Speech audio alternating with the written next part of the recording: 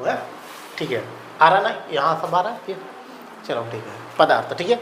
देखो पदार्थ की बात करेंगे ना, तो जैसे यहाँ पे अगर हम देखना चाहें तो पदार्थों को अगर हम देखेंगे ना, तो पदार्थ को पढ़ा भी चुका हूँ पहले, मैंने बताया था। इसको अगर बांटेंगे तो हमको कैसे मिलेंगे?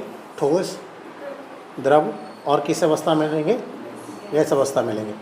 ठोस को कहते हैं सॉलिड ना, इसको कहते हैं क्या? लिक्विड, है ना। इसको क्या कहते हैं? गैस, ठीक है। अगर पदार्थ को देखें तो 3 अवस्था मिलेंगी इसको, ठोस, द्रव और गैस, ठीक है। अब देखो थोड़ा इस चीज़ को देखते हैं, कैसे? ठोस को।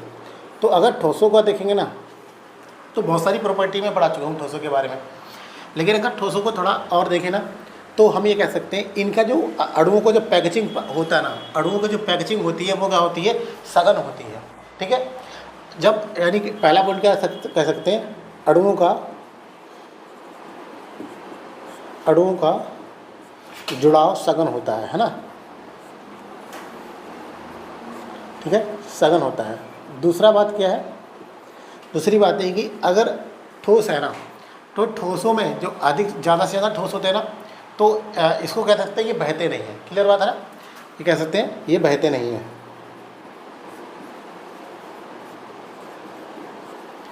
ठीक है। और ठोसों का एक निश्चित आकार और आयतन होता है, ये भी पता है। तो कह सकते हैं एक निश्चित आकार व आयतन होता है, ठीक है। अब देखो ठोस जो है ना, उसको कितना भी आप इकट्ठा कैसे भी पैकेट कर लो, लेकिन इनके मध्य से आपने ये ना ऐसे, ये अणु है ना, अब जैसे इसको आप पैक कर रहे हैं, ठीक है, इसको ऐसे आप रख रहे हैं। अब देखो इनके बीच में क्या होता है? ये गैप है, इसको कहते हैं अंतरा आणविक दूरी। तो इसको कह सकते हैं, इसमें कह सकते हैं अंतरा आणविक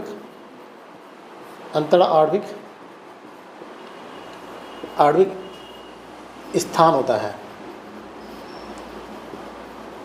ये चीज़ें आपको देखने को मिलेंगी अणु में, ठीक है। और ठोस अगर है ना, तो इसका एक और गुण होता है, ठोसों को अगर हम गर्म और ठंडा करें ना, तो कुछ ना कुछ प्रॉपर्टी दर्शाते हैं। प्रॉपर्टी डिपेंड करता है मटेरियल किस प्रकार का है, लेकिन ठोसों का हम आकार को चेंज कर सकते हैं, ठीक है। तो ऐसे कर सकते हैं हम, इसको 5वां लिख सकते हैं, आकार में परिवर्तन किया जा सकता है, किया जा सकता है। क्लियर बात है ना, ये सारी चीज़ें होती हैं ठोसों में, ठीक है।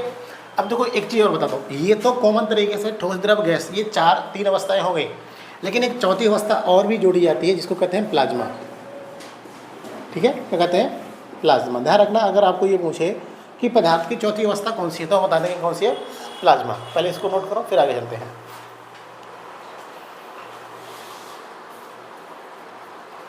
यहाँ तक नोट कर लो, फिर आगे चलते हैं।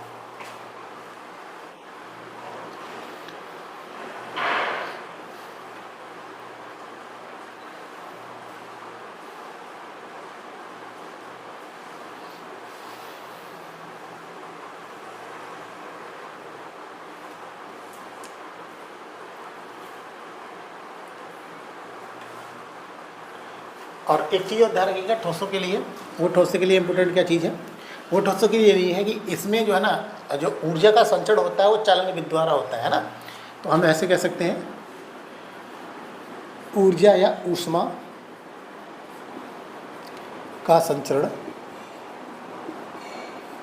चालन विद्युत द्वारा होता है। चालन विद्युत से होता है, चालन विद्युत से संभव है, बात की है, ठीक है। जो ऊष्मा का आप संचरण करेंगे ना, उसमें क्या होगा? वो चालन विद्युत द्वारा संभव है, ठीक है।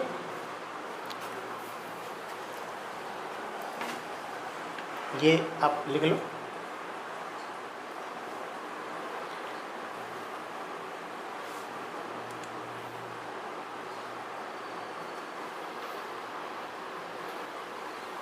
और मैं ये बता ही चुका हूँ, चालन में जो ऊष्मा का संचरण होता है उसमें अणु एक स्थान से दूसरे स्थान तक गमन नहीं करते हैं, है ना। वो मैंने चालन में पढ़ाया था, टॉपिक चालन में बताया था मैंने। अणु एक स्थान से दूसरे स्थान तक संचरण नहीं करते, इसमें कंपन द्वारा ऊष्मा का संचरण एक स्थान से दूसरे स्थान होता है, ठीक है। इसको मैंने बता दिया था। अब इसको आप इतना नोट कर लिया आपने, ठीक है। अब देखो इसके बाद अगर हम बात करें तो दूसरा क्या है हमारा, दूसरी अगर बात करेंगे तो वहाँ पे क्या बनेगा, द्रव। ठीक है, तो द्रव, ठीक है, इसको कहते हैं हम लिक्विड। अब देखो द्रवों की बात करेंगे तो पहला पॉइंट क्या है, ये बहते हैं, क्या कहते हैं, ये बहते हैं, क्लियर बात है ना।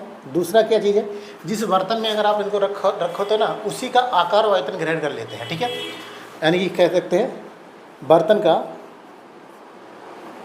आकार व आयतन ग्रहण कर लेते हैं।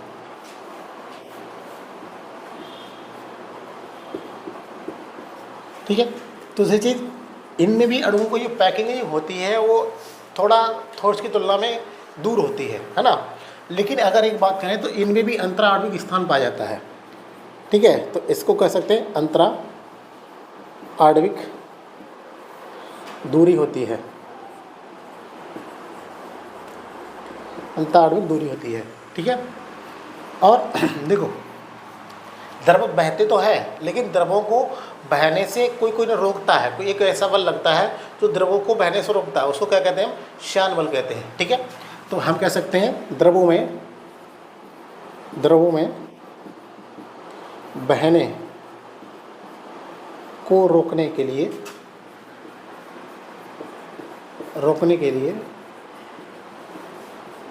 एक बल कार्य करता है, एक बल कार्य करता है जिसे क्या कहते हैं, श्यान बल कहते हैं, है ना। विस्कोसिटी इसी को बोलते हैं, श्यान बल कहते हैं। ठीक है, हो गया। ठीक है, और ये पदार्थ की इसको बोल सकते हैं, ये पदार्थ की द्वितीय अवस्था है, ये सेकेंड स्टेज है। ठीक है, ये पदार्थ की कैसी है, द्वितीय अवस्था होती है। क्लियर है। अगर किसी द्रव को आप, किसी ठोस को आप गर्म करेंगे ना तो पहले वो किस में जाएगा, द्रव में जाएगा, और द्रव में जाने के बाद फिर उससे फर्दर और गर्म करेंगे ना तो 100 डिग्री सेंटीग्रेड के ऊपर जाएगा, वैसे भी किस में चला जाएगा, वाष्प में कन्वर्ट हो जाएगा। ठीक है, लेकिन कुछ ऐसे पदार्थ होते हैं जो सीधे ठोस से किस में कन्वर्ट हो जाते हैं, गैस में कन्वर्ट हो जाते हैं। जैसे इसमें एग्जाम्पल याद रखना, वो क्या होता है, कपूर, है ना। कपूर जो होता है वो क्या करता है, ठोस से सीधा कन्वर्ट हो जाता है किस में, गैस में कन्वर्ट हो जाता है। तो पदार्थ की सेकेंड अवस्था है। अब देखो कभी कभी आपसे यहाँ से द्रव से 2 क्वेश्चन पूछे जाते हैं। वो कैसे क्वेश्चन पूछे जाते हैं, एक तो ये कहता है कि जैसे पानी, कोई एक गिलास आपने पानी ले लिया और पानी में चीनी क्यों घुल जाती है, आपसे आंसर पूछेगा पानी में चीनी क्यों घुल जाती है, जबकि अगर उसमें रेत घोलते तो रेत क्यों नहीं घुलती है। तो सीधा आंसर क्या देना है, आंसर ये देना है कि पानी में एक होता है, मतलब जब द्रवों में अगर बात करेंगे तो घुलता है। ठीक है, घुलने के लिए क्या होता है, इसमें अंतरा आणविक स्थान पाया जाता है। ठीक है, तो अंतरा आणविक स्थान जो है ना वो पाया जाता है, इसकी वजह से क्या होता है, उसमें चीनी घुल जाती है। क्लियर बात है ना। एक समांगी और विस्वांगी मिश्रण नाम से भी शब्द होता है। तो समांगी मिश्रण ऐसा मिश्रण जिसमें जो मतलब एक दूसरे में विलय होते हैं, वो क्या कहलाते हैं, समांगी मिश्रण। दूसरा एक विस्वांगी मिश्रण होता है, वो क्या होता है, एक दूसरे में विलय नहीं होते हैं। तो चीनी और पानी का समांगी मिश्रण है, लेकिन चीनी गायब क्यों हो जाती है उसमें, तो उसको याद रखना, क्योंकि वो जो अणु द्रव होता है ना, द्रवों के अंदर जो अंतरा आणविक स्थान होता है उसमें जाके वो फिट हो जाती है, भर जाती है। दूसरा क्वेश्चन यहाँ से आपसे पूछता है कि तैरता हुआ बर्फ़ का टुकड़ा पिघल जाने पर वाटर का लेवल ऊपर या नीचे क्यों नहीं बढ़ता है। तो याद रखना, क्योंकि वो क्या हुआ, टुकड़ा पिघला और पिघलने के बाद क्या हुआ, जो अणुओं के स्थान अंतर आणविक डिस्टेंस थी उसमें जाके फंस गया। तो याद रखना, ठीक है। तो नोट करके 2 पॉइंट यहाँ पे लिख लो। क्या लिखना, नोट करके पहला पॉइंट लिखो, नोट करके लिखो, चीनी व पानी का मिश्रण एक समांगी मिश्रण है। चीनी व पानी का मिश्रण एक समांगी मिश्रण है।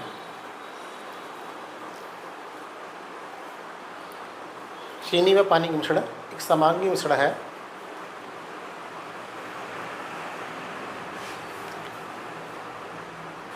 इस कारण चीनी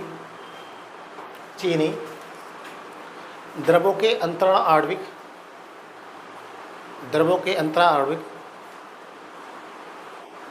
स्थानों में घुलकर भर जाती है। घुलकर भर जाती है, अतः यह विलेय है, अतः यह द्रव में विलेय है, अतः यह द्रव में विलेय है। अब देखो दूसरा क्या याद रखना है, दूसरा मैंने क्या बताया था, दूसरा एक पॉइंट और इसमें लिख लो, एक क्या लिखना है, जैसे आपसे क्वेश्चन अगर अभी उसको दूसरा ये लिख लो, पॉइंट लिखो कि बर्फ का टुकड़ा पकड़ने पर गिलास, ऐसे लिखो, गिलास में बर्फ का टुकड़ा पिघलने पर, गिलास में बर्फ का टुकड़ा पिघलने पर जल का स्तर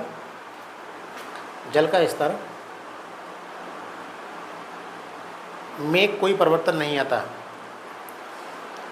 जल के स्तर में कोई परिवर्तन नहीं आता है, जल के स्तर में कोई परिवर्तन नहीं आता है, क्योंकि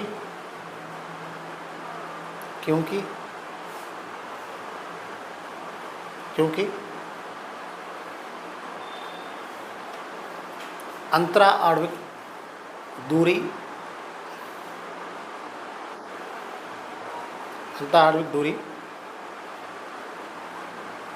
पाई जाती है।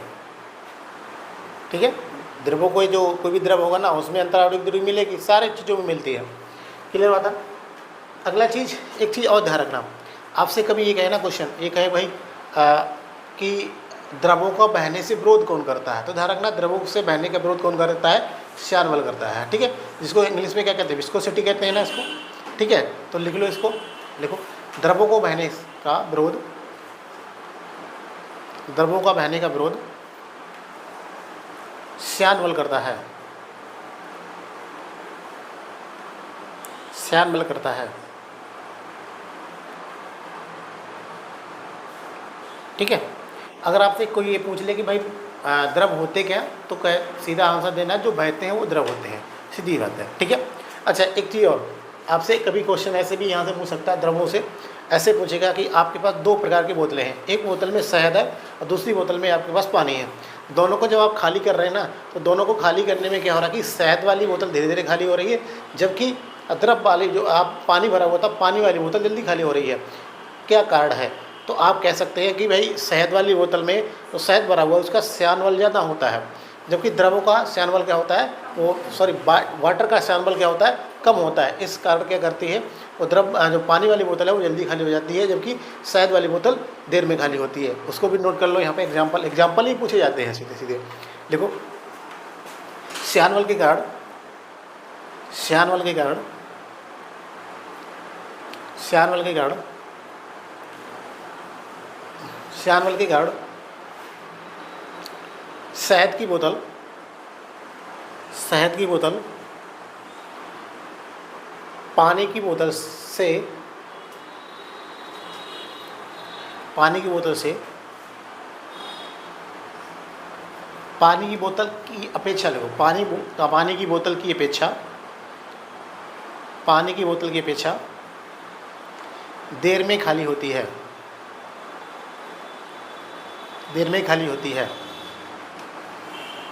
अब देखो कभी कभी आपसे क्वेश्चन को आपको कंफ्यूज करने के लिए क्वेश्चन वो ये पूछता है कि कहता है कि भाई ये बता दो कि क्या कारण है। देखो क्वेश्चन आप कंफ्यूज नहीं होना है, क्या कारण है कि लोहे का बना हुआ जहाज पानी में आसानी से तैरता रहता है, जबकि एक कील को ले लें हम, तो ये कील लेना या सुई लें, उसको पानी में अगर हम डालें तो वो क्या करती है, डूब जाती है। तो इसका आंसर श्यान बल नहीं है, इसका आंसर बनेगा पृष्ठ तनाव।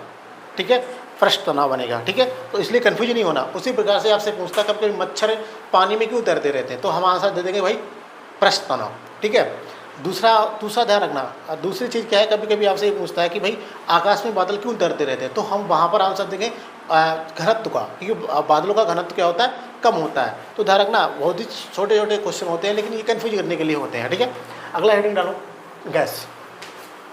ठीक है, अगला डालो गैस।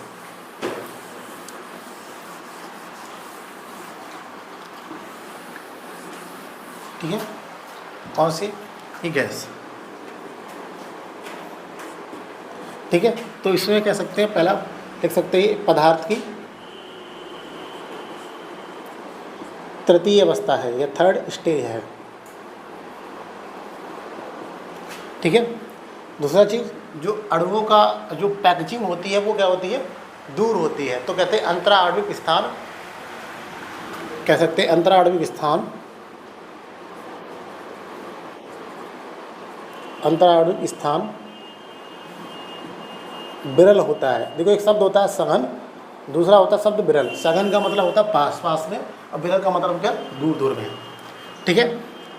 तीसरी चीज़, इसको क्या कर सकते हैं, गैसों को क्या कर सकते हैं, प्रेशराइज कर सकते हैं, है ना। इस पर हम दाब लगा के इनको क्या कर सकते हैं, किसी भी बर्तन में या किसी भी उसमें पैक कर सकते हैं। तो कह सकते हैं ये दाब द्वारा ये दाब द्वारा किसी भी बर्तन में भरी जा सकती हैं।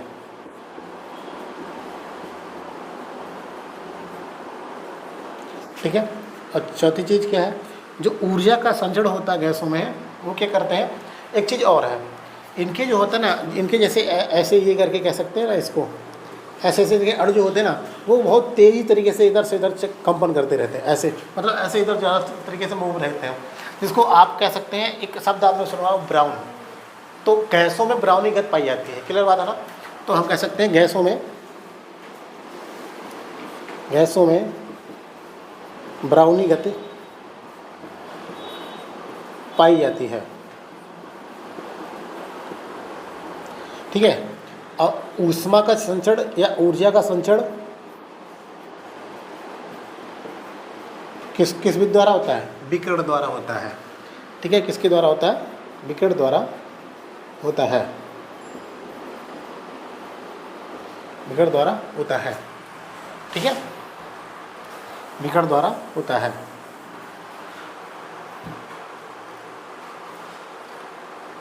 ठीक है। जैसे इसमें आप लिख सकते हैं उदाहरण के लिए, आप जैसे एलपीजी ले सकते हैं, है ना, लिक्विफाइड पेट्रोलियम गैस, है ना, गैस है ना, इसको एलपीजी की फुल फॉर्म लिख लेना, लिक्विफाइड पेट्रोलियम गैस। लिक्विड नहीं है, लिक्विफाइड है शब्द, है ना, पेट्रोलियम गैस, है ना। इसको ये मिक्सर किसका होता है, मेथेन, हाँ नहीं सॉरी, एलपीजी में प्रोपेन और ब्यूटेन होता है ना, प्रोपेन प्लस ब्यूटेन। ब्यूटेन में भी एक आइसोब्यूटेन होता है, आइसोब्यूटेन। ठीक है, उसका मिश्रण होता है। अगली चीज़ एलपीजी में ध्यान रखना, एलपीजी में महक आए, इसके लिए उसमें मिलाया जाता है मेथिल मर्कैप्टन आयन, है ना। तो ध्यान रखना, इसमें क्या करते हैं, मेथिल मर्कैप्टन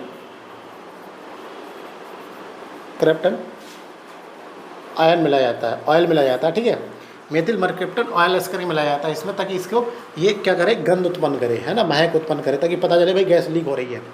ठीक है, इसको ध्यान रखना। और या इसको थोड़ा याद रखिएगा।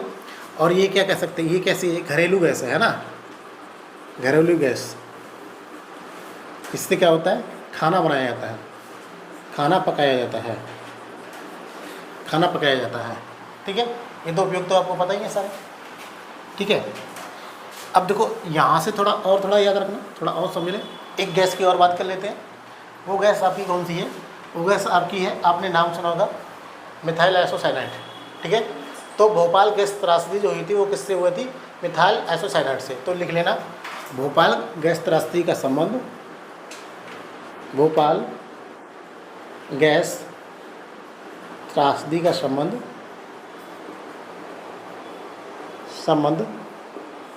मिथाइल आइसोसाइनाइड से है। ठीक है, क्लियर है, याद रखना है इस सारी चीज़ों को। ठीक है, बाद बाकी एलपीजी हो गया, सीएनजी हो गया, कंप्रेस्ड नेचुरल गैस। ठीक है, ऐसी सारी चीज़ें हम बताएंगे बाद में जब गैस वाले चैप्टर में आएंगे। ठीक है, यहाँ तक क्लियर है ना। जो फोर्थ स्टेज होती है वो गैस स्टेज से अपर स्टेज, जैसे आप प्लाज्मा स्टेट में आयनीकृत स्टेज हो जाती है। जैसे आपको मैं बताऊँ, जैसे ये जो है ना रॉड होती है, रॉड के अंदर जो गैसें होती हैं वो प्लाज्मा स्टेट में चली जाती हैं, ठीक है। तो ऐसे याद रखिएगा। लेकिन आपसे कभी पूछे ना कि पदार्थ की चौथी अवस्था बताओ, तो आप क्या बताएंगे? प्लाज्मा, ठीक है। बाद बाकी 3 अवस्था तो आप जान चुके हैं।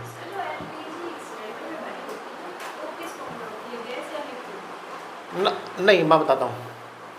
वो LNG के रूप में लाई जाती है, LNG, ठीक है। जो आपके देखो घर में जो आप देख रहे हो ना, जो घर में पाइपलाइनें बिछाई जाती हैं, पाइपलाइनें जो बिछाई जा रही हैं घर में, करे कि LPG अब इसी से आया करेगी पाइप से, तो LNG के रूप में आएगी, LNG, ठीक है। LNG लिक्विफाइड करके गैस के रूप में, लिक्विड के रूप में वो आती है, LNG के रूप में भरी जाती है, फिर वो गैस के रूप में परिवर्तित होती जाएगी लास्ट में, ठीक है। इसको याद रखना, देखना चाहिए उसमें लिखा होता है इतना प्रेशर LNG, ठीक है। इसके बाद अब देखो यहाँ तक हो गया ना। अब हमको इसके बाद पढ़ना है क्या? इसके बाद पदार्थों में पढ़नी है चीज़ों को, जैसे लिखो दाब, ठीक है, प्रेशर, दाब, दाब यानी कि प्रेशर, ठीक है। अब देखो मैक्सिमम चीज़ें वो पढ़नी होती है फिजिक्स में कंपटीशन के लिए जहाँ पे आपको, जैसे गैस है, जैसे दाब है, दाब का इम्पैक्ट पढ़ना पड़ेगा, इसका प्रैक्टिकल रूप पढ़ना पड़ेगा। प्रैक्टिकल रूप कैसे पढ़ना पड़ेगा? देखो जरा, जैसे मैं अभी बता रहा सारी चीज़ों, जैसे प्रेशर है ना, अब प्रेशर की आपको डेफिनेशन नहीं रखनी है कि एकांक, जैसे P बराबर F/A, ये प्रेशर का फॉर्मूला क्या होता है? P बराबर F/A, ठीक है। तो प्रेशर कह सकते हैं कि एकांक क्षेत्रफल पर लगाया गया बल दाब कहलाता है। अब ये परिभाषा आपसे कभी नहीं पूछेगा, वो आपसे इसका रिजल्टेंट पूछेगा, आपसे प्रैक्टिकली रूप से पूछेगा। प्रैक्टिकली कैसे पूछेगा? वो पहला तो ये ध्यान रखना, ये कहेगा भाई दाब की इकाई क्या है, तो दाब को किस में मापते हैं? पास्कल में मापते हैं, ठीक है। दाब को किस में मापते हैं? पास्कल में मापते हैं। और अगर हम बात करें तो ये पास्कल जो है ना, इसका ऐसा ही मात्रक है, इसको ध्यान रखना।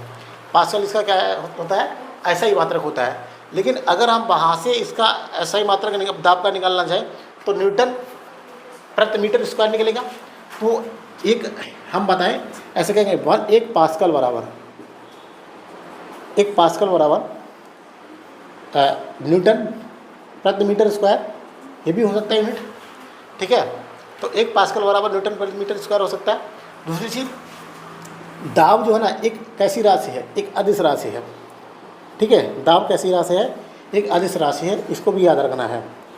अब देखो यहाँ पे P क्या शो कर रहा है? ये P दाब शो कर रहा है ना, और F क्या शो कर रहा है? बल शो कर रहा है, और ये क्या कर रहा है? क्षेत्रफल शो कर रहा है। अब थोड़ा यहाँ पे समझना, क्या चीज़ समझने वाली है? समझने वाली ये है कि देखो, अगर आप प्रेशर को बढ़ाते हैं, या आप सीधा प्रेशर में चेंज देखना है ना, तो हम यहाँ पर एरिया में चेंज करो। अगर आप एरिया को बढ़ाते हैं तो प्रेशर क्या होगा? कम होगा। यानी कि अगर आप एरिया को बढ़ाते हैं तो प्रेशर क्या होगा? कम होगा। और अगर आप एरिया को घटाते हैं तो प्रेशर क्या हो जाएगा? इसका बढ़ेगा। इस रिजल्टेंट में अभी मैं 2-3 क्वेश्चन बता रहा हूँ, पहले इसको ही आप नोट कर लो, ठीक है। अभी देखो कैसे यहाँ से क्वेश्चन पूछे जाते हैं।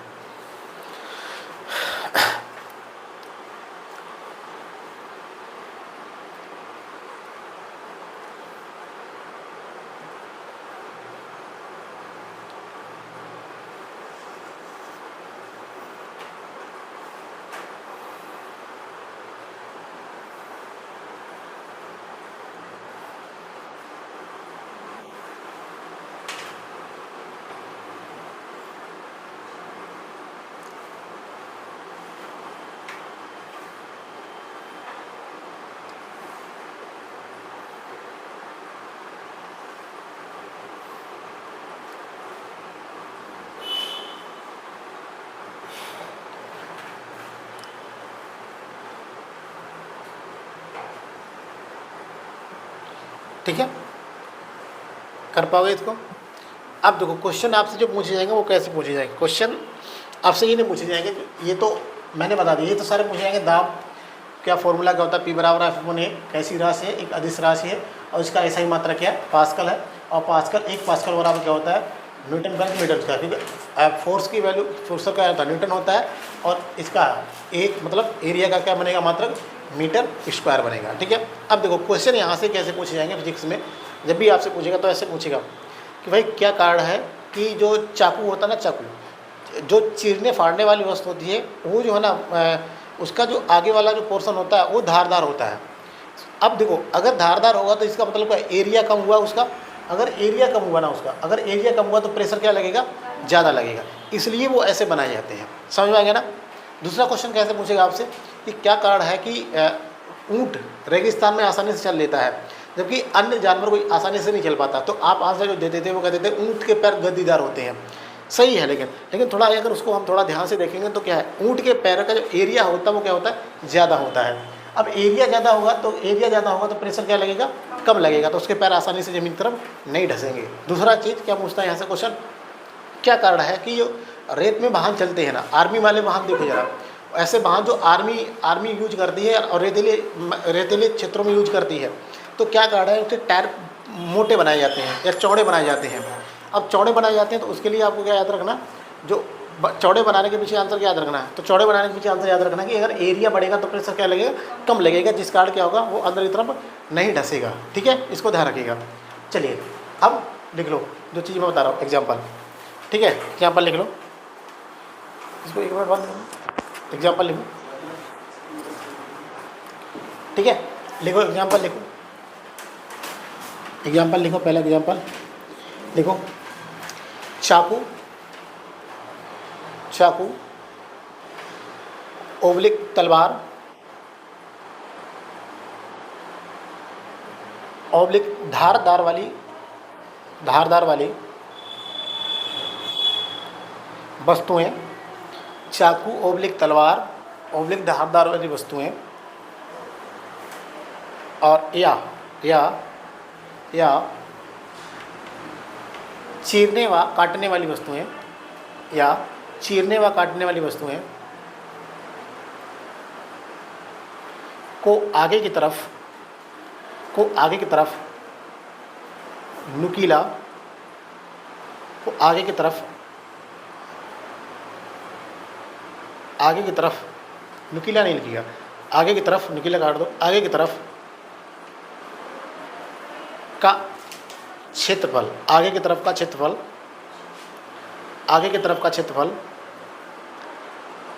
कम रखा जाता है, आगे की तरफ का क्षेत्रफल कम रखा जाता है, क्योंकि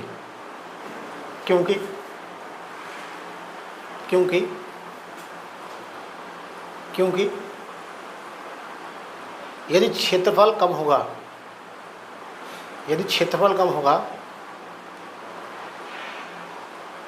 तो दाब ज़्यादा लगेगा, जिससे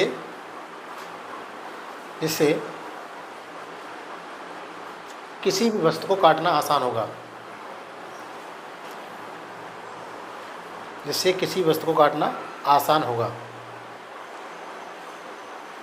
ठीक है, किसी वस्तु को काटना आसान होगा।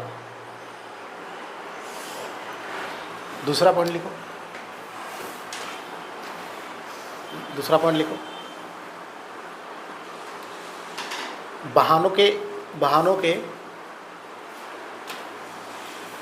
वाहनों के टायर मोटे इसलिए बनाए जाते हैं,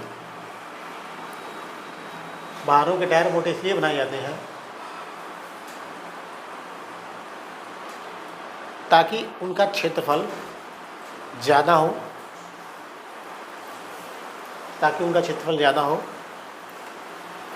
और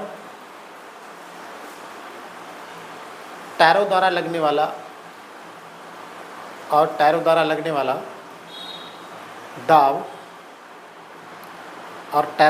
वाला दाब कम हो, जिससे ये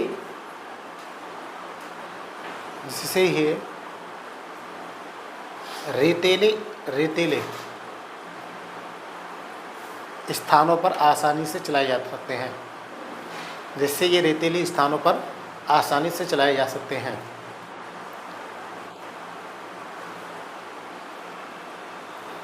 ठीक है, जिससे ये रेतीले स्थानों पर आसानी से चलाए जा सकते हैं। ठीक है, ध्यान रखना। दूसरी चीज़ लिखो, ऊँट का रेगिस्तान में चलना, ऊँट का रेगिस्तान में चलना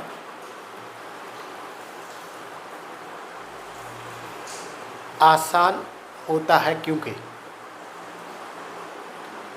ऊँट का रेगिस्तान में चलना आसान होता है क्योंकि इसके पैर के द्वारा घेरा गया क्षेत्रफल, इसके पैरों के द्वारा घेरा गया क्षेत्रफल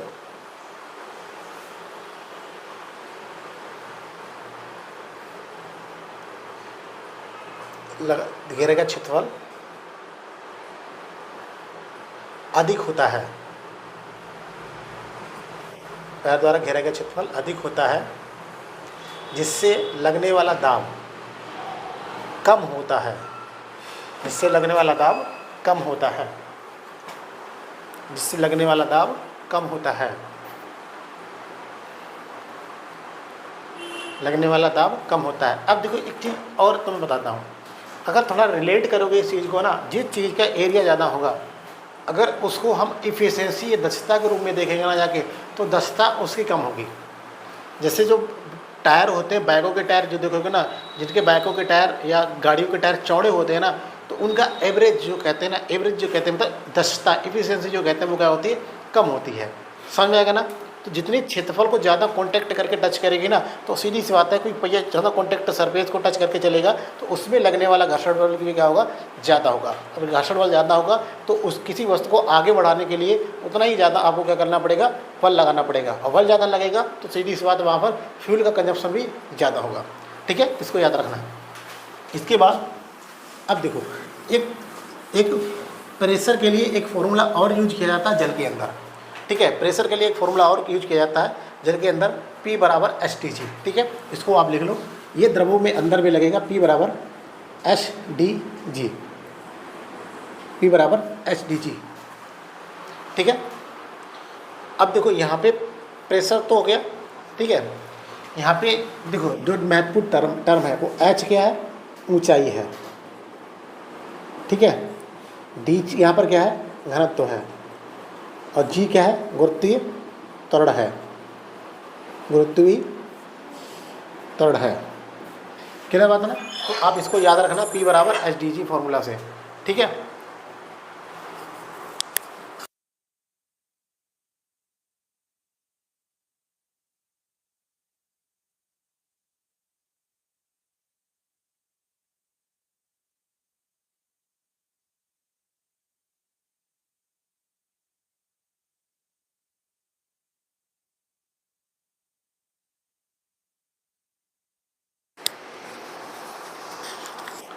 ठीक, P बराबर HdG, इसको ध्यान रखना है, ये द्रवों के अंदर लगेगा। ठीक है, यहाँ पे H क्या होगा, ऊंचाई होगी, D क्या है, घनत्व है, और G क्या है, गुरुत्वीय त्वरण है। कैसे लगेगा वो मैं बता दूंगा इसको। ठीक है, यहाँ से अगला लिखो टॉपिक, पास्कल का नियम। ठीक है, किसका नियम, पास्कल का नियम। ठीक है,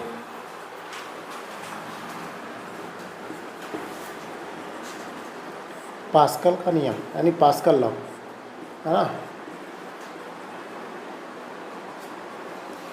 अब देखो पास्कल के नियम के लिए देखो, यहाँ से आपसे मैक्सिमम टाइम क्या करेगा, आपसे एग्जांपल ही पूछेगा। ठीक है, मैक्सिमम टाइम क्या करेगा, इससे एग्जांपल पूछेगा। लेकिन अगर पास्कल के नियम को थोड़ा देखना है तो इसमें क्या है कि ये पास्कल का नियम ये कहता है कि द्रव्य किसी एक हिस्से पे लगाया गया बल, वो प्रत्येक जितने भी हिस्सा होता है ना, द्रव के एक हिस्से पे लगाया गया बल प्रत्येक हिस्से पे समान रूप से कार्य करता है या समान रूप से लगता है। क्लियर बात है ना। तो पास्कल के नियम को पहले लिखो, फिर इसका प्रैक्टिकली रूप समझाता हूँ। देखो, किसी द्रव के एक हिस्से पर लगाया गया दाब, किसी एक द्रव के हिस्से पे लगाया गया दाब किसी द्रव के एक हिस्से पे लगाया गया दाब उस द्रव के प्रत्येक हिस्से पर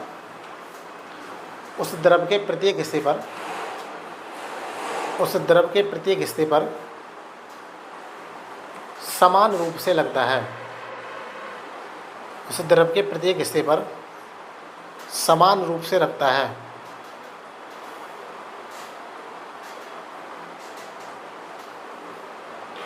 उस द्रव के प्रत्येक हिस्से पर समान रूप से लगता है। ठीक है, इसको याद रखना है।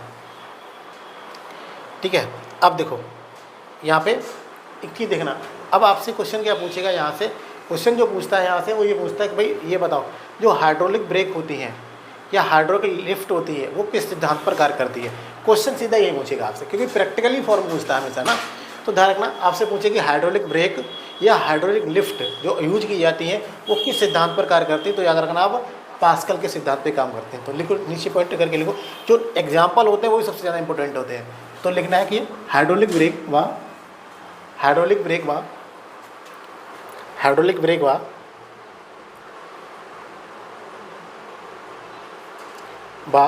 हाइड्रोलिक लिफ्ट हाइड्रोलिक लिफ्ट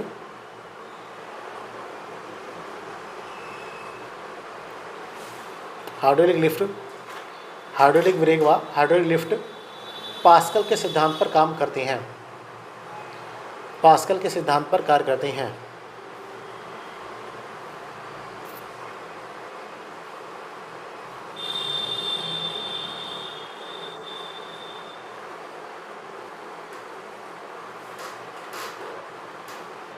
ठीक है,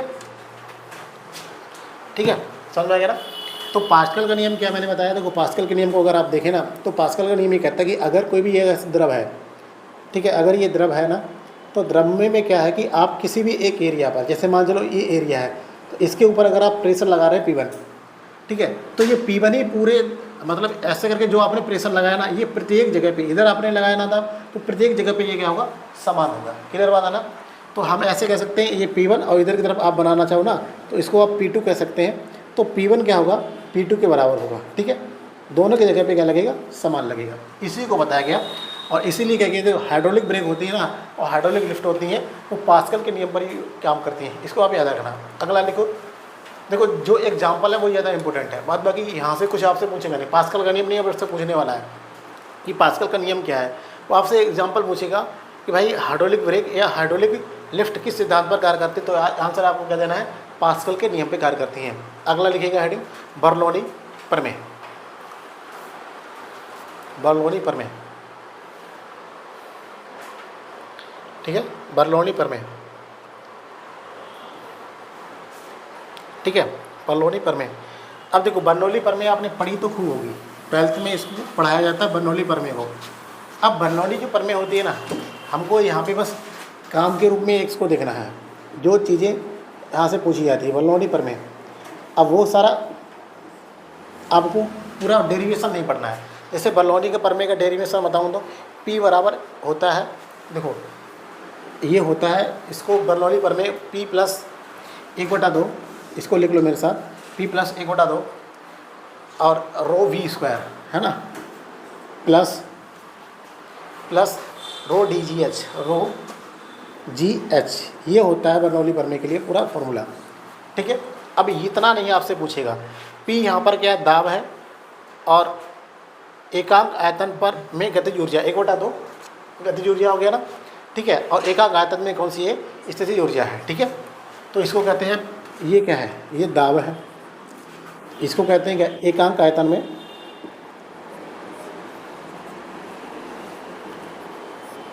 गतिज ऊर्जा। अगली चीज़ इसको कहते हैं क्या, स्थितिज ऊर्जा। जैसे 1/2 mv स्क्वायर बताया ना, तो 1/2 रो V स्क्वायर करके लिखा ना। ठीक है, तो ये एकांक आयतन में गतिज ऊर्जा, वो एकांक आयतन में स्थितिज ऊर्जा है। ठीक है,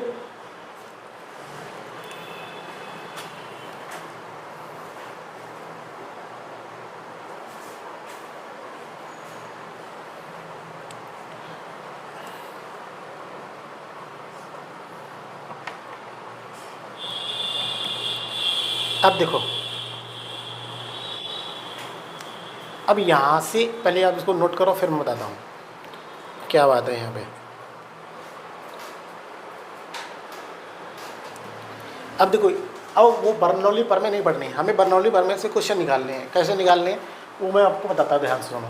आपने लिख लिया, इसको आप याद भी नहीं करो तो कोई फर्क नहीं पड़ने वाला है। अब देखो, पहली चीज़ तो आपसे ये पूछा जाता क्वेश्चन कि भाई बर्नौली प्रमेय किस सिद्धांत पर कार्य करती है। मालोनी प्रमेय किस सिद्धांत पर कार्य करती है, तो आपको आंसर देना ऊर्जा संरक्षण के सिद्धांत पर कार्य करती है। तो पहला पॉइंट आप लिख लो, मालोनी प्रमेय ऊर्जा संरक्षण के सिद्धांत पर कार्य करती है। ऊर्जा संरक्षण के सिद्धांत पर कार्य करती है। ठीक है, पहला पॉइंट ऊर्जा संरक्षण के सिद्धांत पर कार्य करती है। अब देखो दूसरी चीज़ क्या है यहाँ पर, जैसे मान लो कि ये कोई पाइप है, ठीक है, ऐसे एक पाइप है ये। अब देखो यहाँ पर देखना, ध्यान सुनना मेरी बात। अगर ये पाइप है, इसके अंदर अगर आप द्रव को बहा रहे हैं, मतलब द्रव इसमें बह रहा है, ऐसे करके ये द्रव यहाँ पर बह रहा है। अब देखो सीधी सी बात है, जब ये बाहर निकलेगा तो ऐसे करके गिरेगा, आगे तरफ ऐसे गिरेगा, भाई गिरेगा नहीं गिरेगा, ये धरातल है, ऐसे करके गिरेगा। अब आपसे यहाँ से क्वेश्चन क्या पूछता है कि भाई ये बताओ मुझे यहाँ पर कि इसमें जो है ना कि कौन से कण का, मतलब इसमें कौन से स्थान का, कौन से कण की जो वेग होगा वो ज़्यादा होगा पाइप में, है ना, किसका वेग सर्वाधिक होगा, कौन सा तेज़ी से चलता होगा। तो हम आंसर देंगे क्या, बीच वाला। क्लियर, कौन सा कहेंगे, बीच वाला। क्यों, क्योंकि देखो ऊपर वाला जो होगा ना, ऊपर वाला जो है ना, तो इसके सहायता से ये वाली सरफेस है ना, इससे टच हो चुके जा रहा, और इसकी सहायता से नीचे वाली से, इसकी सहायता से इधर वाली सरफेस टच होके जा रहा है, इस वाली से। अब जब ये दोनों सरफेस से टच होके जाएगा ना, तो सीधी सी बात है, इसमें जो है ना द्रव में, है ना, द्रव में क्या करेगा, अभी बताया था मैंने, बहने से रोकने के लिए बल लगेगा, तो एक तरीके से कह सकते हैं श्यान बल, घर्षण बल लगेगा यहाँ पर। और जब वो काम करेगा ना, तो एक लेयर पे काम करेगा, और उसका इफेक्ट दूसरी वाली लेयर पे दिखेगा, उसका इफेक्ट तीसरी वाली लेयर पे दिखेगा, फिर इफेक्ट उसका चौथी वाली लेयर पे दिखेगा, फिर कम, मतलब इफेक्ट तो कम होता चला जाएगा, क्योंकि पहले वाले का जो है ना, पहले वाले पे ज़्यादा इफेक्ट दिखेगा, दूसरे वाले पे उससे कम, फिर तीसरे वाले उससे कम, फिर और कम, फिर और कम। उसी प्रकार से इधर से देखेंगे तो इस वाली लेयर पे ज़्यादा दिखेगा इफेक्ट, और उसके बाद इस वाली लेयर पे दिखेगा, फिर इस वाली लेयर पे दिखेगा, फिर इस वाली पे, यानी आगे बढ़ते जाओगे तो इफेक्ट कम होता जाएगा। इसलिए देखना आप कभी भी जो यहाँ वाला पानी होता है वो ऐसे गिर जाता है इधर की तरफ, ठीक है, और ऊपर वाला जो पानी होता है वो इस तरह से गिर जाए, लेकिन ये जो बीच वाला पानी होता है ये ज़्यादा दूर तक जाता है। ध्यान रखना, क्यों, क्योंकि सीधी सी बात है, जो बीच वाला कण होता है इसके ऊपर कोई भी घर्षण बल वगैरह या पाइप के द्वारा जो अन्य मटेरियल है ना, उसका कोई भी इसके ऊपर इफेक्ट या बल दिखाई नहीं पड़ता है। इस गाड़ी क्या करता है, दूरी तक गिरता है, ठीक है, ध्यान रखना। तो ऐसे अगर आप कभी ऐसे करके, जैसे आपसे ये पूछे ना, कभी आपसे ऐसे करके कोई डायग्राम बना दे, ऐसे करके, इसी के एग्जाम्पल वो बना देगा, वो ऐसे कर देगा, ठीक है, तो ऐसे बना देगा आपके लिए एग्जाम्पल, ठीक है, और ऐसे करके बना दे, ऐसे करके, और ऐसे करके बना दे एग्जाम्पल, ठीक है, ऐसे करके, ठीक है, इसको, इस वाले को ऐसे बना दे, इस वाले को थोड़ा ऐसे बना दे, इस वाले को ऐसे बनाए, इस वाले को थोड़ा इस तरह से बनाए। तो आप इसको समझ जाना कि ये भाई किसका एग्जाम्पल है, ये भी इसी को जो मैंने बताया वो एग्जाम्पल सही। कभी आपसे पानी, जैसे पता किसी पाइप में पानी बह रहा है, ठीक है, निम्नलिखित में कौन सा विकल्प सही बनेगा और कौन सा विकल्प बनेगा सही, तो इसके लिए आपको मैं सही बना देता हूँ, थोड़ा ध्यान से उसको ही आप आंसर टिक करेंगे। जैसे बना क्वेश्चन आया हुआ भी है ये, जैसे ऐसे कहेगा, मैंने पाइप बना दिया ये। अब देखो जैसे ये वाला है ना, ये यहाँ तक जाएगा, इस वाले को यहाँ तक पहुँचाओ, इस वाले को यहाँ तक पहुँचाओ, मिडिल वाला है वो दूर तक जाएगा, इस वाले को यहाँ तक पहुँचाओ, ठीक है। ये वाले जो थोड़ा पीछे पीछे रहेंगे और ये वाले क्या जाएंगे, आगे आगे बनेंगे। तो इसका आंसर करेक्ट, और ये ऐसे बह रहा तो इधर की तरफ ऐसे ही इसको बहना चाहिए, बीच में चिन्ह एरो इधर उधर लगा देगा तो वो गलत बन जाएगा। तो हमारा आंसर क्या बनेगा, राइट, ये वाला बनेगा, ध्यान रखना। तो जैसे आप इसको, इस डायग्राम को आप बनाना चाहो बना लो, या फिर सीधा लिखो, पॉइंट लिखो, मैं बोल रहा हूँ, देखो लिखो लिखो, किसी भी पाइप में, किसी भी पाइप में मध्य के अणुओं का वेग, किसी भी पाइप में मध्य के अणुओं का वेग अधिक होता है, मध्य के अणुओं का वेग अधिक होता है। वह पाइप से लगे हुए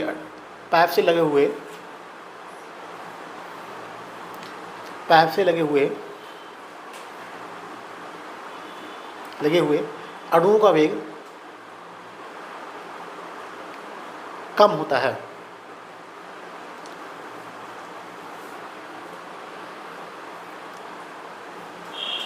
ये कम होता है। अब देखो आपसे कभी कभी ऐसे क्वेश्चन, एक क्वेश्चन और पूछा जाता है, जैसे नदी है ना, नदी में अगर आप ऊपर का जल का वो देखेंगे ना, जल देखेंगे ना, तो वो तेज़ी से बहता है और नीचे वाला जल वो धीरे से बहता है।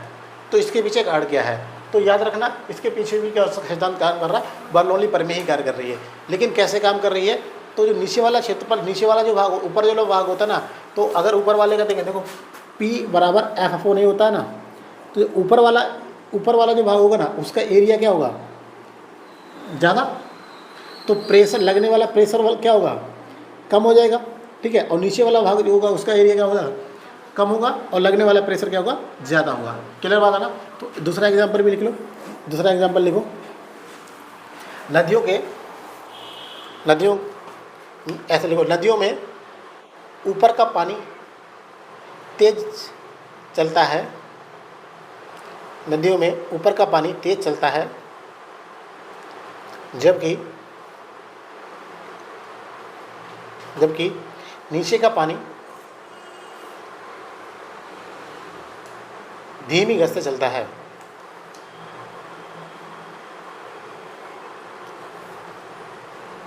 धीमी गति से चलता है,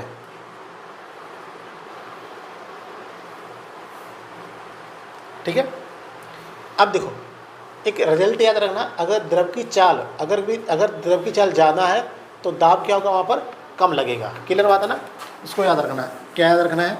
देखो ऐसे हम बात बोल सकते हैं, ऐसे कह सकते हैं, द्रव की चाल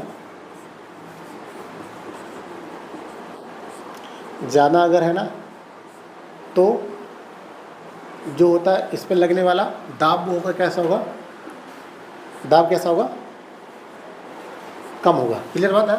अगर द्रव की चाल ज़्यादा है तो लगने वाला दाब क्या होगा? कम होगा। और अगर द्रव की चाल कम होगी तो इस पर लगने वाला दाब क्या होगा? ज़्यादा होगा। याद रखना, ठीक है। ये चीज़ याद रखना, ठीक है। अब देखो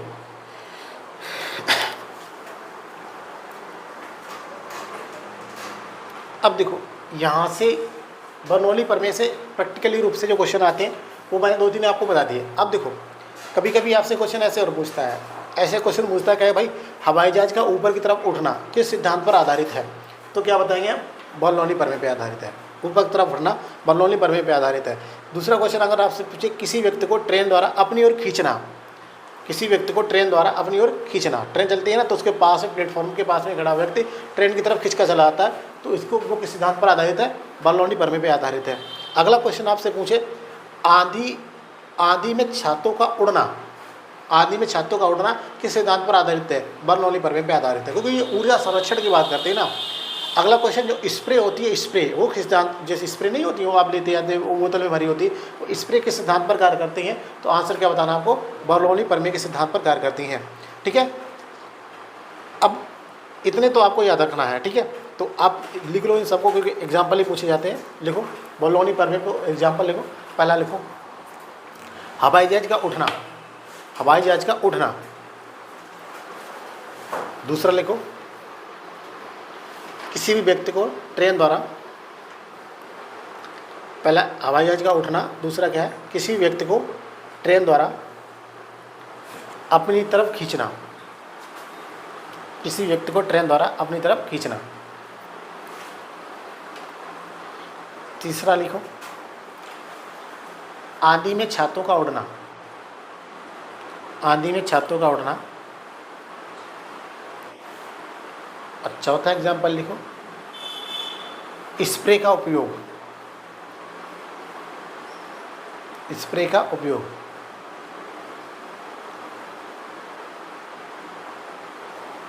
स्प्रे का उपयोग, ठीक है। अब देखो अगला हेडिंग लिखो। अगला ये बर्नौली प्रमेय, आपको बस वो डेरिवेशन नहीं करना बहुत बड़ा, आपको सिर्फ इतना याद रखना ना, वो डायग्राम बनाना बड़ा सा ऐसे करके, जो डायग्राम बनाया था ना, ऐसे करके बनाते हैं आप, ऐसे करके, है ना, वो ऐसे नहीं बनाना है। यहाँ कोई काम नहीं है इस बर्नौली प्रमेय का, ऐसे करके जो डायग्राम आपने बनाया होगा, ठीक है, वो यहाँ पे कोई काम नहीं है, क्योंकि हमको प्रैक्टिकली रूप से यहाँ से पढ़ना है, ठीक है। अगला हेडिंग बनाओ पृष्ठ तनाव। पृष्ठ तनाव, सरफेस टेंशन। ठीक है, पृष्ठ तनाव।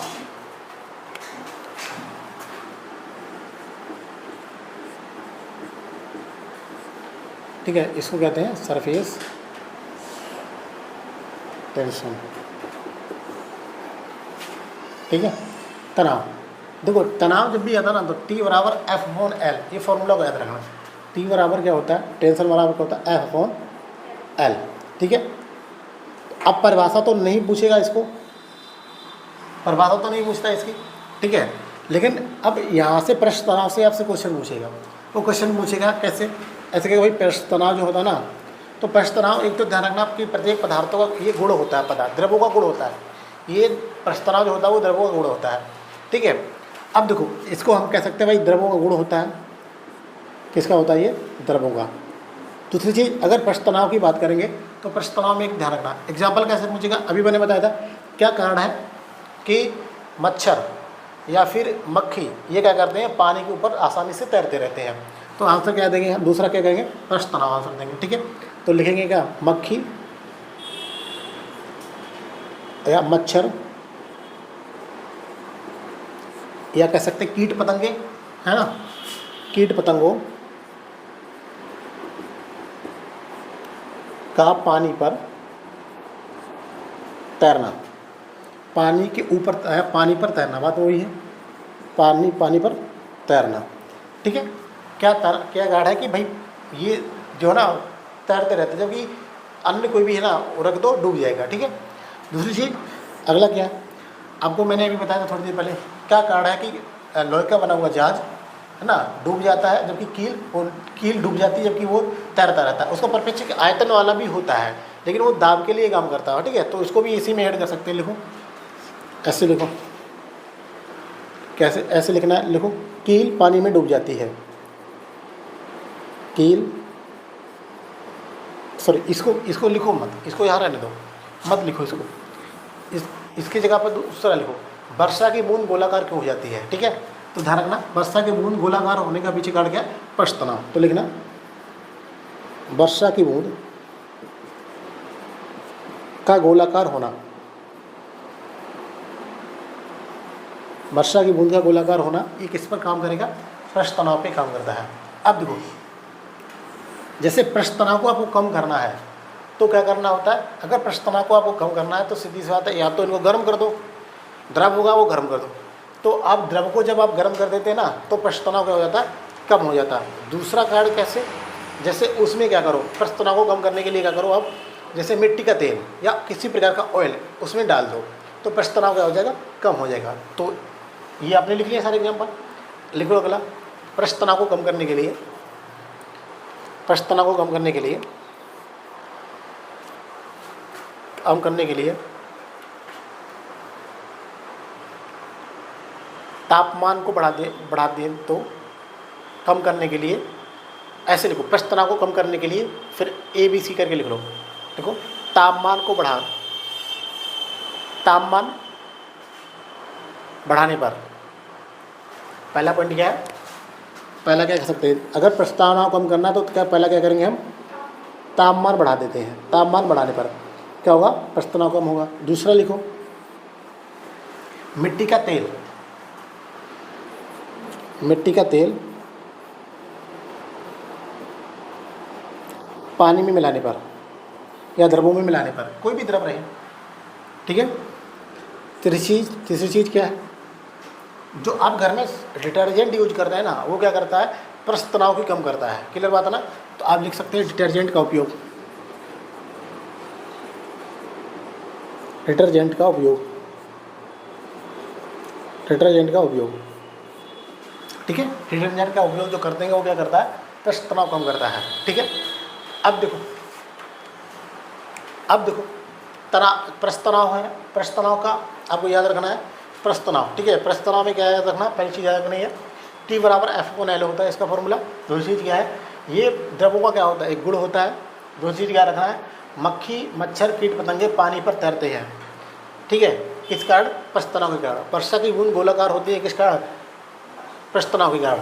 अब हमें पृष्ठ तनाव को कम करना है तो पृष्ठ तनाव को कम करने के लिए क्या करें, तापमान को क्या कर सकते हैं, बढ़ा दें, पृष्ठ तनाव कम हो जाएगा। मिट्टी के तेल को पानी में मिला दे, द्रव में मिला दे, पृष्ठ तनाव कम हो जाएगा। दूसरी डिटर्जेंट का हम पानी डिटर्जेंट का उपयोग कर देते हैं तो क्या होता है, पृष्ठ तनाव कम हो जाता है। याद रखेंगे इस चीज़ को। अब कोई दिक्कत नहीं, देखो बहुत छोटी छोटी चीज़ें इसमें। अब पृष्ठ तनाव को पूरा का पूरा नहीं पढ़ना, बहुत सारी चीज़ें होती है इसमें नहीं पढ़ना, एग्जाम्पल ही देखते जाना हमें, एग्जाम्पल ही पेपर में पूछे जाते हैं। ठीक है, अब अगला लिखो, अगला लिखो ससंजक बल।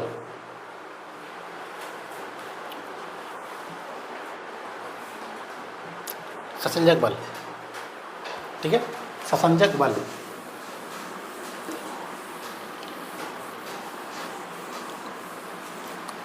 कौन सा बल, ससंजक बल। ठीक है, देखो ससंजक बल होता है, दूसरा होता है असंजक बल, है ना। तो पहले ससंजक बल को पढ़ लेते हैं। तो देखो ससंजक बल जो लगता है ना, वो एक ही प्रकार के अणुओं के मध्य लगता है, पहली चीज़। ठीक है, जैसे अब कागज़ का टुकड़ा ले लें, कागज़ के टुकड़े के मध्य, है ना, उसी प्रकार के कोई एक धातु ले लें तो उसी प्रकार की दूसरी धातु होनी चाहिए। तो ध्यान रखना, ससंजक बल में लिख लेना, यह एक ही प्रकार के, लिखो ससंजक बल में ये एक ही प्रकार के पदार्थ के अणुओं के मध्य लगता है।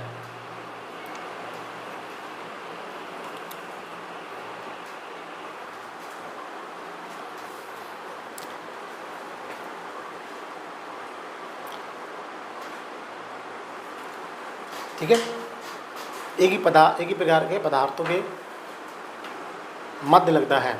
ठीक है, जैसे जैसे जैसे कपड़ा व कपड़े के अणुओं के मध्य, जैसे कपड़े व कपड़े के अणुओं के मध्य।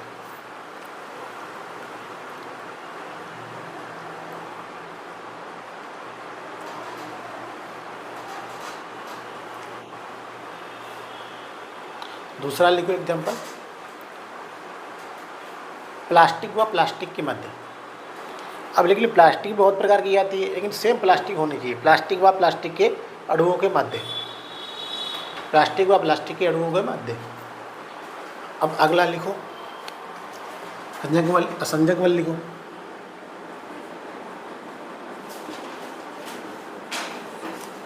असंजक बल, ठीक है।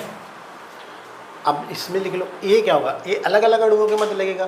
तो लिखो असंजक बल, असंजक बल अलग अलग पदार्थों के अणुओं के मध्य लगता है। अलग अलग पदार्थों के अणुओं के मध्य लगता है।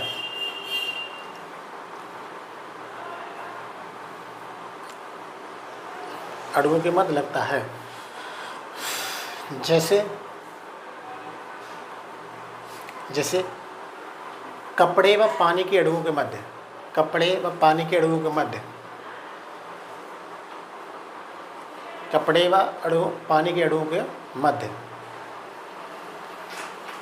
ठीक है, देखो जैसे आपसे कभी ये क्वेश्चन पूछता ना, ऐसे क्वेश्चन मुझे, भाई क्या कारण है कि भाई कपड़ा गीला हो जाता है, पानी में कपड़े को रख दें, पानी में कपड़ा को डाल दें या पानी में कपड़े को कैसे भी कर दें तो वो गीला हो जाता है। तो आंसर क्या देंगे ना हमको, ठीक है, यहाँ पे लगने वाला बल कौन सा, असंजक बल है। ठीक है, अगर आपसे कभी क्वेश्चन ऐसे पूछा कि क्या कारण है कि जैसे हम एक तौलिया लें, तौलिया को पानी में डाल दें, एक सिरा तौलिया को पानी में डाल दें और दूसरा सिरा भी पूरा का पूरा धीरे धीरे गीला हो जाता है। या लैंप लें, लैंप को यूज करें तो उसमें जो ना जो बाती होती है ना, बत्ती होती है, उसको नीचे की तरफ डुबा देते हैं और ऊपर की तरफ भी वो निकल के चला आता है, तेल ऊपर की तरफ चला आता है। या तीसरा एग्जाम्पल यहाँ से पूछिए, क्या कारण है कि जो पेड़ों की जड़ें होती हैं ना, वो पेड़ों की जड़ें क्या करती हैं, नीचे से भी क्या करती हैं, पानी ऊपर की तरफ खींच लेती हैं। तो इन सब के आंसर आप जब देंगे ना, तो इसका आंसर बनेगा आपका केशकत्व का गुण। क्या बताएंगे, केशकत्व का गुण। या क्या कारण है, आपसे पूछे कि भाई क्या कारण है कि भाई ये जो है ना, जैसे कागज़ के टुकड़े पे आप कागज़ इंक डाल दो, सही डाल दो तो वो फैल जाती है, तो क्या कहेंगे भाई, केशकत्व के गुण के कारण। ठीक है, अब उसका आंसर ससंजक बल नहीं बढ़ेगा। ये मैंने एग्जाम्पल दूसरे तरीके से बताया, ध्यान रखना।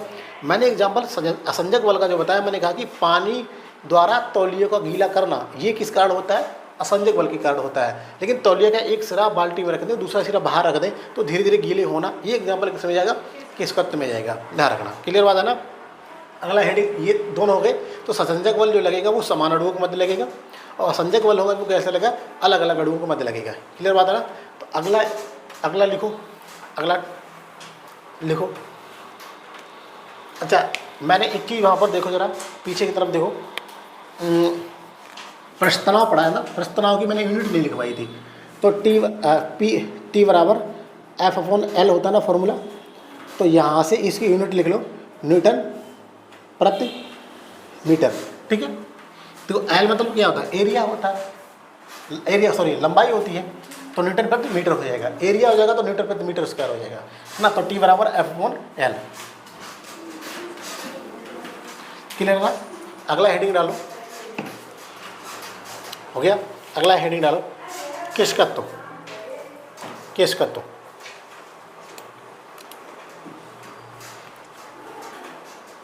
किसकत्व, ठीक है। इसको भी करा दूँ मैं, इसको भी करा देता हूँ। तो लिखो इसमें भी। तो अभी मैंने जो बताया था पहली चीज़ किसकत्व में, तो पहला जो मैंने एग्जांपल बताया था वो मैंने बताया था क्या, किसकत्व में, जिसको कैपिलरी एक्शन कहते हैं ना, किसकत्व। तो पहली चीज़ ध्यान रखना, यहाँ पर जो बल लगेगा ना, यहाँ पर जो बल लगेगा, यहाँ पर असंजक बल लगेगा। क्लियर बात है ना। तो यहाँ पर पहले इसमें लिखो, पहला एग्जांपल इसमें लिखो, यहाँ पर असंजक बल मजबूत होता है, असंजक बल अधिक होता है। यहाँ पर असंजक बल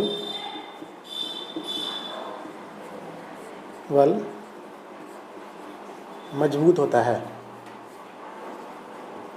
मजबूत है। ठीक है। अच्छा, आपसे पूछे असंजक बल ज़्यादा मजबूत होता है कि ससंजक, तो ध्यान रखना असंजक बल मजबूत ज़्यादा होता है किससे, ससंजक से। ये रिलेशन आपको याद करके रखना है ना, असंजक बल ज़्यादा मजबूत होता है किससे, ससंजक बल से। ठीक है। अब देखो, तो मैंने बता दिया अभी यहाँ पर क्या लगेगा, असंजक बल लगेगा। दूसरी चीज़ आपको यहाँ पे एग्जाम्पल याद रखनी है। क्या एग्जाम्पल याद रखना है, जैसे एग्जाम्पल लगना है कि तौलिए के एक सिरे को डुबाएं और दूसरा सिरा भी गीला हो जाए। तो मैं बोल देता हूँ, आप एग्जाम्पल नोट कर लो किसकत्व के सारे। लिखो, तौलिए के एक सिरे को पानी में डुबाने पर, तौलिए के एक सिरे को पानी में डुबाने पर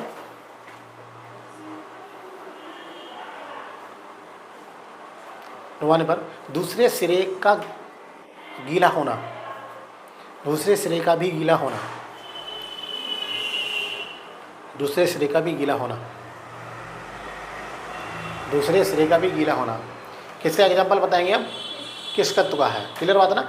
यानी कि सीधी सी बात है। और अगर बल बताएं, बल यहाँ पर कौन सा कार्य कर रहा है, असंजक बल, क्योंकि अलग अलग अणुओं के मध्य लग रहा ना, जल है और क्या यहाँ पर कपड़ा है, तो अलग अलग अणुओं के मध्य लग रहा। दूसरा एग्जाम्पल लिखो, लिखो लैंप में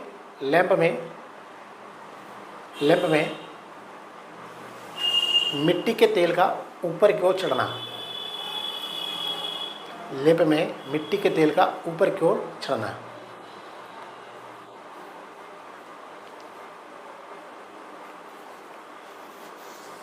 अगला एग्जाम्पल लिख लो। दूसरा एग्जाम्पल क्या बताया, लैंप में मिट्टी के तेल का ऊपर की ओर चढ़ना, है ना। एक शब्द आपने और सुना होगा, फाउंटेन पेन। फाउंटेन पेन भी किस सिद्धांत पर कार्य करता है, किसकत्व के सिद्धांत पे काम करता है, तो उसको भी लिख लो आप। देखो फाउंटेन पेन वो 3 इडियट मूवी में जो होता है ना, वो फाउंटेन पेन देता है उसको लास्ट में। लिखो, फाउंटेन पेन किसकत्व के सिद्धांत पर कार्य करता है।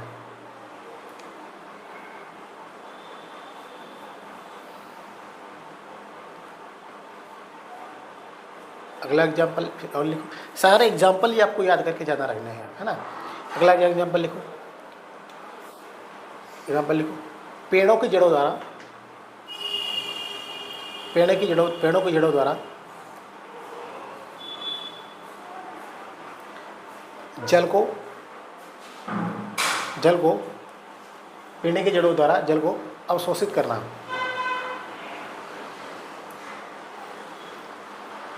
अगला एग्जाम्पल लिखो, हो गया। अगला एग्जाम्पल लिखो, कागज पर स्याही का फैलना, कागज पर स्याही का फैलना।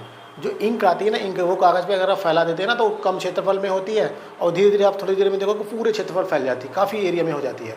तो किस कारण होगी ये? केशकत्व के कारण ही होता है, ठीक है, ध्यान रखना। जैसे आप केवल देख सकते हैं, जैसे आप एक एग्जांपल और भी याद कर सकते हैं। वो कौन सा एग्जांपल याद कर सकते हैं?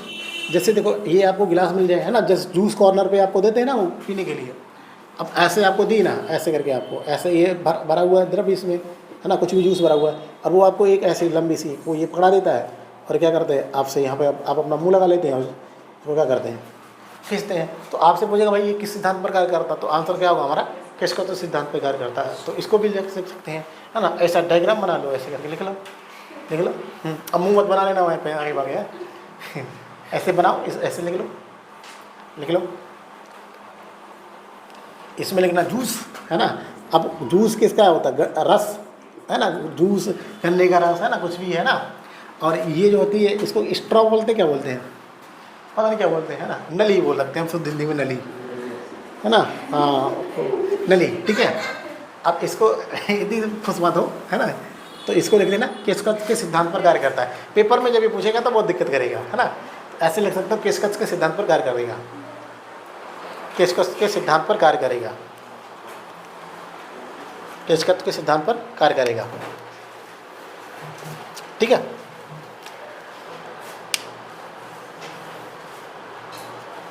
केशकत्व के सिद्धांत पर काम करेगा, ठीक है, ध्यान रखना। इतना यहाँ तक सफिशिएंट है। अगला लिख लो आर्किमिडीज का सिद्धांत, कल कराऊंगा आर्किमिडीज का सिद्धांत, आर्किमिडीज का सिद्धांत, ठीक है। नेक्स्ट टॉपिक है आर्किमिडीज का सिद्धांत।